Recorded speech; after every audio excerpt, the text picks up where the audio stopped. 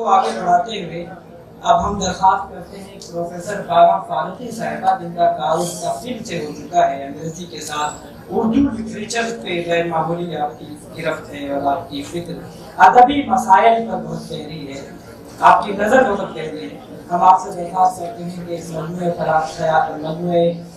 میں اظہار خیال کریں۔ محترمہ بابا فاروقی۔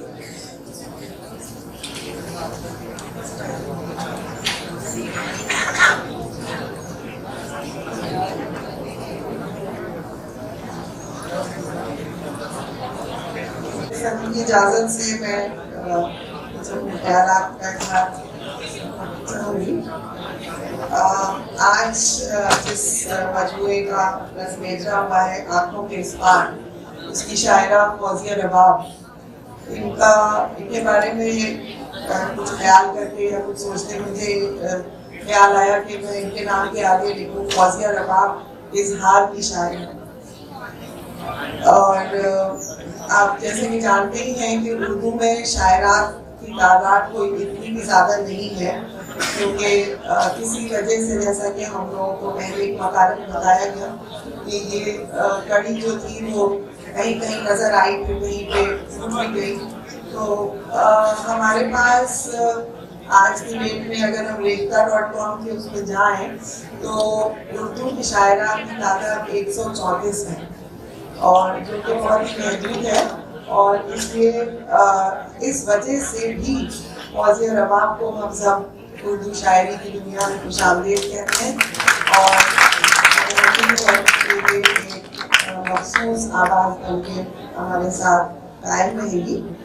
آج ہم فوزیہ رباب کے شعری مجموعے آنکھوں کے اسٹار کی رسم اجرا کے لیے اکٹھا ہوئے ہیں۔ اپنے مجموعے کو اس مجموعے کو دیکھ کے اردو کی کچھ پسندیدہ اور معروف شاعرات کا خیال آنے لگتا ہے، اور اردو شاعری کا وہ لمبا اور کانٹوں بھرا سفر جو خواتین نے طے کیا وہ آنکھوں کے سامنے سے جیسے گزرنے لگتا ہے۔ سب سے پہلا نام جو اردو شاعری میں خواتین کی فہرست میں آتا ہے جو صاحب دیوان شاعرہ تھی مہلکہ بائی چندہ، جیسا کہ ابھی پہلے بھی ان کا ذکر کیا گیا، وہ ایک ایسی خاتون تھی جن کے پاس مال و دولت کی کمی نہیں تھی، اور ان کا نام بڑے بڑے لوگوں کے ساتھ لیا جاتا تھا، اور غریبوں اور لاچاروں کی مدد کرنے میں بھی ان کا نام سر فہرست ہے، یہاں تک کہ انہوں نے زمینیں وغیرہ تک بھی تقسیم کی۔ اس دور کی شاعری اپنے دستور اور طور طریقے کے مطابق کسی مخصوص تانیسی آواز میں نہیں کی جاتی تھی، اور غزل کے شاعر کا جنس آپ کو مشکل سے ہی غزل کے اشعار سے معلوم ہو سکتا تھا۔ جیسا کہ آپ کو معلوم ہے کہ غزل کی کچھ رسومیات ہیں، کچھ اس کے قاعدے اور قواعد ہیں، اور جو کہ بہت آسان نہیں ہے۔ تو سب سے پہلا تو جو چیلنج اور چنوتی ہم کہیں گے وہ شاعرات کے سامنے رہی ہوتی وہ یہ کہ وہ غزل کی دنیا میں اپنے آپ کو یعنی کہ اپنے جینڈر کو ظاہر نہ کر کے شاعری کریں۔ پہلا دور تو شاعری کا میں سمجھتی ہوں کہ یہ ہے کہ جس میں کہ اگر عورت بالکل ظاہر کر دیتی ہے کہ وہ ایک عورت کی آواز میں غزل کہہ رہی ہے تو وہ غزل دراصل غزل کی جو خاص ایک نیچر ہے، جو ایک کردار ہے، اس میں شاعر کا یا متکلم کا جنس جو ہے وہ معلوم نہیں ہو پاتا ہے کہ معشوق یا جو عاشق ہے یا معشوق ہے وہ اس میں سے کون مرد ہے اور کون عورت ہے، کیونکہ اس کی خوبی یہی ہے کہ معشوق ایک آئیڈیا ہے، ایک تصور ہے، اور عاشق بھی ایک تصور ہے، بجائے اس کے کہ ہم کسی پرسنل لیول پہ اس کو دیکھیں۔ غزل کی یہ خاصیت ہوتی ہے کہ ہر شعر جو ہے غزل کا اپنے میں ایک مکمل شعر ہوتا ہے، اور اس میں آپس میں اشعار کو ربط کی ضرورت نہیں ہوتی ہے۔ تو عورت کی آواز میں شاعری کرنے میں بلکہ ہم نے دیکھا، ہم لوگ جیسا کہ جانتے ہیں کہ کئی مرد شاعروں نے عورت کی آواز میں بھی شاعری کی ہے، اور عورتوں نے بھی مرد کا جامہ پہن کر شاعری کی ہے۔ تو ایسے میں فوزیہ رباب کے سلسلے میں کئی جو ان سے پہلے جو ان کی جو شاعرات ہیں جو کہ ان کی دراصل مانا جائے کہ یہ جن کی ہم سبھی جو اپنے پہلے آنے والے جو شاعر یا ادیب ہوتے ہیں ان کے ممنون ہوتے ہیں، انہیں کی جیسے کہ ورثے میں ہمیں وہ ملے ہوتے ہیں. تو میں کچھ اشعار لکھ کر کے لے آئی تھی آپ کو سنانے کے لیے کہ دیگر جو شاعرات ہیں انہوں نے کس طرح کی ایک آدھ چند اشعار میں آپ کو سناؤں گی. جیسے کہ ہمارے یہاں ایک مشہور شاعرہ نہیں ہے عزیز بانو دارام وفا، ان کا ایک شعر سناتی تاکہ آپ کو ایک ٹیسٹ ملے کہ شاعرات کی جو شاعری ہے وہ کس قسم کی رہی ہے اور فوزیہ رباب کو ہم کہاں پہ رکھ سکتے ہیں اس پورے ٹریڈیشن میں، یعنی کہ اس پورا ایک اس روایت میں. جیسے وفا صاحبہ کہتی ہیں، کبھی گوکل کبھی رادھا کبھی موہن بن کے میں خیالوں میں بھٹکتی رہی جوگن بن کے. ایک آپ کو شعر سناتی ہوں شائستہ یوسف کا جو ہماری حیات شاعر ہے. میری بیاض تو شعروں سے تم سجا دینا، میں ایک وہم ہوں مجھ کو یقین بنا دینا. میری بیاض تو شعروں سے تم سجا دینا، میں ایک وہم ہوں مجھ کو یقین بنا دینا. بنا کے کوئی کہانی ہماری ہستی کی، ندی میں کاغذی کشتی کوئی بہا دینا. تو میں یہ اشعار اس لیے لکھ کے لائی کہ عام طور پہ عورت کو ادب کے ساتھ جوڑنے میں لوگوں کو ذرا تکلیف ہوتی ہے، مشکل ہوتی ہے کہ اگر عورت شاعری کر رہی ہے تو وہ صرف ایک سرٹن قسم کی شاعری کرے گی، صرف نعرے اور عام زاری کرے گی اور یا تو وہ اپنی گھریلو دنیا. لیکن ہم نے دیکھا کہ ہمارے یہاں کی جو شاعرات ہیں انہوں نے زندگی کے ہر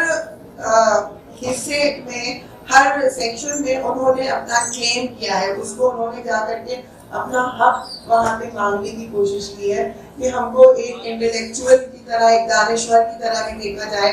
ہمیں ایک ننھی بیٹی، ایک محبوبہ کی طرح بھی دیکھا جائے، ہمیں ایک ماں کی طرح بھی دیکھا جائے، اور ہمیں یعنی کہ کسی بات پہ بحث مباحثہ کرنے والا بھی دیکھا جائے، جیسے کہ کوئی وکیل ہوتا ہے، بیرسٹر ہوتا ہے، یا ہمیں اس طرح بھی دیکھا جائے کہ ہم کسی چیز کے خلاف آواز بھی اٹھا سکتے ہیں. اور ایک طرح سے اس دنیا کو گلے لگانا جیسے کہ ایک اہم شاعری ہے، اسی طرح سے اس دنیا کو ریجیکٹ کر دینا، یعنی کہ کہنا کہ اس دنیا کو ہم اپنے قابل ہی نہیں سمجھتے، یہ بھی ایک شاعرات یہاں کی شاعری کا اہم رکن مانا جاتا ہے. جیسے کہ ایک اور شعر ہے شائستہ یوسف کا،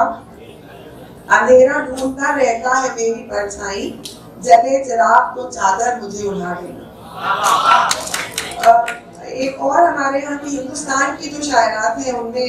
میں ابھی ذکر کر رہی ہوں، ان کا بلقیس صفی الحسن صاحبہ ہیں. ان کی شاعری میں ایک خاص ہمیں ڈھنگ دکھائی دیتا ہے کہ وہ مرد کے ساتھ، عام طور پہ عورتوں کی شاعری کو احتجاج کی شاعری مانا گیا ہے کہ اس میں وہ آواز اٹھاتی ہیں اور شکایت کرتی ہیں اور بہت ایکٹیویزم ہوتا ہے اس میں، جیسا کہ کشور ماہی، فہمیدہ ریاض اور عذرا عباس وغیرہ کے یہاں دیکھا جاتا ہے، اور جو کہ ایک بہت اہم حصہ ہے ہماری اردو شاعری کا، جو شاعرات کی آواز ہے. تو بلقیس صفی الحسن صاحبہ کے یہاں بھی احتجاج بھی ہے، لیکن دوستی کا ہاتھ بڑھانا اور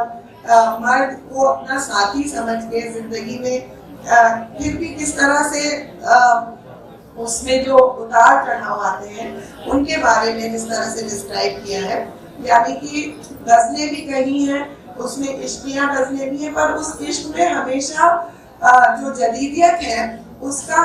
ضرور ایک پہلو ہمیں نظر آتا ہے بلقیس کی شاعری میں. تو ہم آپ کو چند اشعار پڑھ کے سناتے ہیں.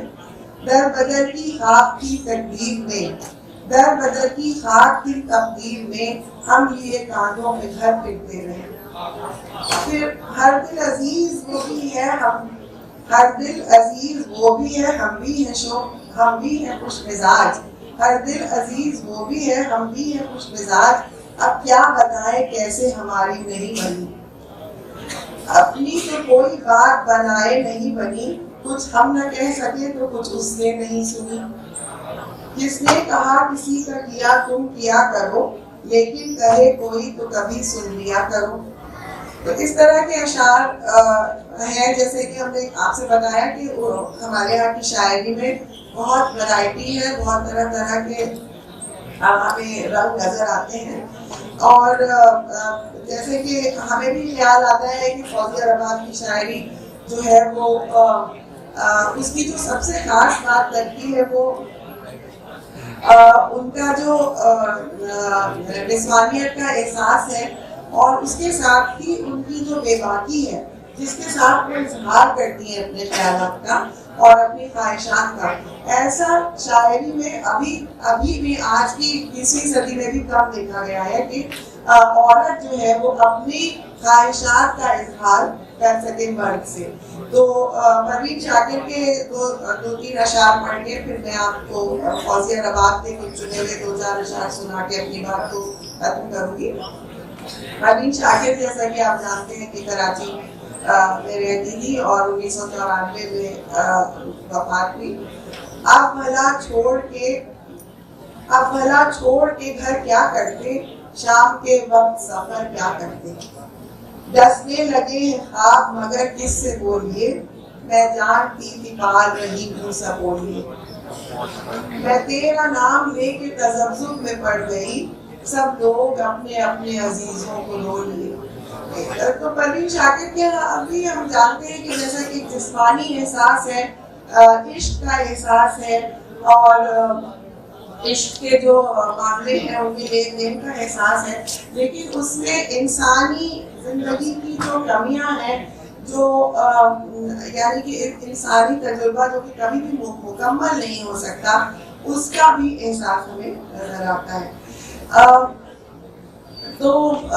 فوزیہ رباب کی شاعری میں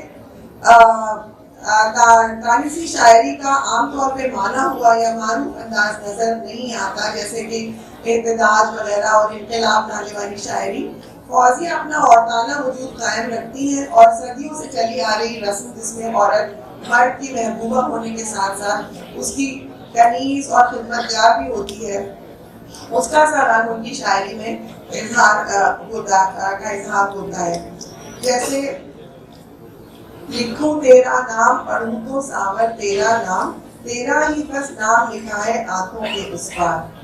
ہم نے تیری آنکھوں میں رہ کر محسوس کیا، کتنا درد چھپا رکھا ہے آنکھوں کے اس پار، کیوں نہ ہر ایک جانب اب شہزادے کی صورت کو،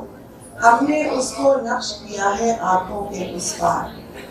اس رنگ کی خاص بات یہ ہے کہ اس میں ایک بے باکی ہے اور ایک خود اعتمادی ہے جو کہ عشقیہ شاعری میں آسانی سے مضمون نہیں بن پاتا ہے. یعنی کہ جو خود اعتمادی ہے، اکثر عاشق جو ہے وہ ہارا ہوا ہوتا ہے، ٹوٹا ہوا ہوتا ہے، لیکن فوزیہ رباب کے ہم دیکھتے ہیں کہ ایک طرح کی خود اعتمادی ہے اپنے عشق کو لے کر کے. عام طور پر عورت کا شعور اس کو انتظار کرتا ہوا دکھاتا ہے، یا پھر اس قسم کا وہ انتظار کر رہی ہے کہ عاشق سے شکایت کر رہی ہے کہ وہ آئے گا اور اس کی پریشانیوں